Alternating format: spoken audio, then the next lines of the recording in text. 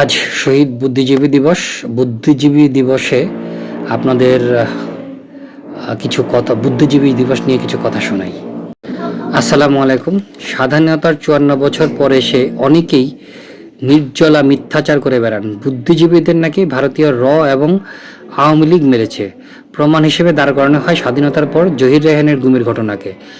জহির রেহানের কাছে নাকি বুদ্ধিজীবী নিধনের আওয়ামী লীগের সংশ্লিষ্টতার প্রমাণ ছিল। 1971 সালের 30 আগস্ট ক্র্যাক প্লাটুনের হোটেল ইন্টারকন্টিনেন্টালের অপারেশনকে ঘিরে পাক বাহিনী শহীদ আলতাফ মাহমুদ, শাফি ইমাম রুমি সহ আরও অনেক কয়েকজনকে ধরে নিয়ে যায়। আলতাফ মাহমুদের স্ত্রীর সামনেই তাকে নিয়ে যাওয়া হয়। স্বাধীনতার পর কয়েকজন রাজাকারের সাক্ষ্য অনুযায়ী এদের উপর পাশবিক নির্যাতন চালিয়ে হত্যা করা হয়, তবে ওনাদের লাশ আর কখনোই পাওয়া যায়নি। আলতাফ মাহমুদকে নিয়ে সারা মাহমুদের সাক্ষ্য। জহির রেহানের ভাই শহীদুল্লাহ কায়সারকে আলবদর বাহিনীর সদস্যরা তুলে নিয়ে যায়। সাক্ষী স্ত্রী পান্না কায়সার। শহীদুল্লাহ কায়সারকে তুলে নিয়ে যাওয়া আলবদর খালেককে 16 ডিসেম্বরের পর জহির রেহানরা ধরে নিয়ে আসেন। সেই খালেক জানায় শহীদুল্লাহ কায়সারকে আলবদরের অপারেশনে ইনচার্জ চৌধুরী মঈনুদ্দিনের হাতে তুলে দেওয়া হয়েছে। আর মুক্তিযুদ্ধের সময়টাতে এভাবেই সাধারণ নাগরিক, মুক্তিযুদ্ধ এবং আলতাফ মাহমুদের মতো অজস্র বুদ্ধিজীবীদের পাকিস্তানি বাহিনী রাজাকার আলবদররা ধরে নিয়ে যাওয়ার পর তারা গুম হয়ে যান আর কখনোই ফিরে আসেননি। এই প্যাটার্ন পাকিস্তানি এবং রাজাকারদের কমন প্যাটার্ন।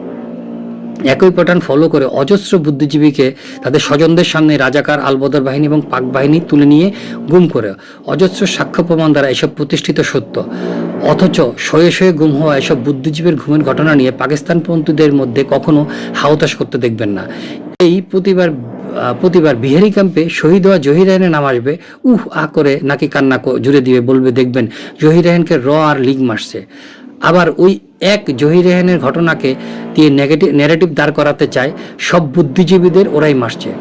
বুদ্ধিজীবীদের স্বজন যারা কিনা নিজের চোখে সব দেখেছেন, তারা আলবদর রাজাকার বাহিনী থেকে দায়ী করলেও কিছু ফেসবুক বুদ্ধার এবং তৎকালীন স্বাধীনতা বিরোধী পক্ষ জামাতের দাবি শুনে মেনে নিতে হবে এসব লীগ আর এর কাজ।